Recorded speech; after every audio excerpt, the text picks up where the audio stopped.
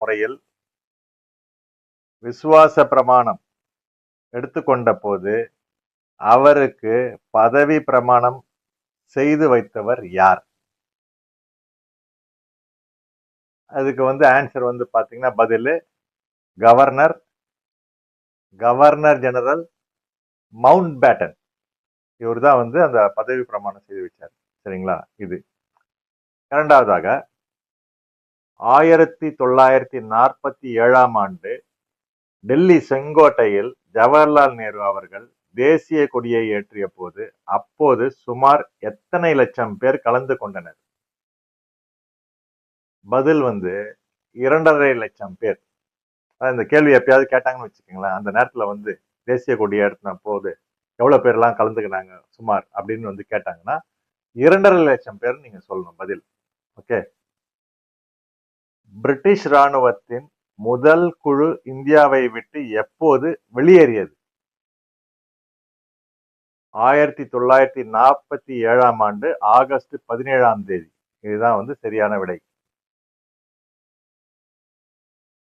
அரசியல் நிர்ணய சபையிலிருந்து ராஜாஜி எப்போது பதவி விலகினார்? ஆகஸ்ட் 19ஆம் தேதி 1947ஆம் ஆண்டு. காஷ்மீர் எப்போது இந்தியாவுடன் சேர்ந்தது? அப்போது இடைக்கால அரசை அமைத்தவர் யார்?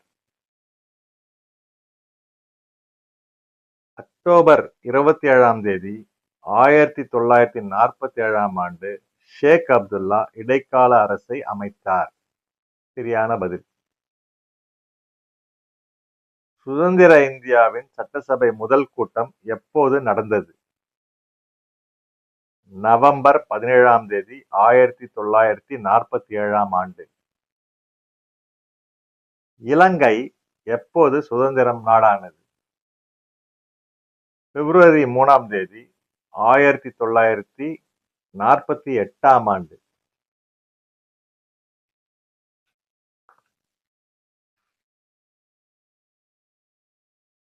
ஜல உஷா என்பது என்ன?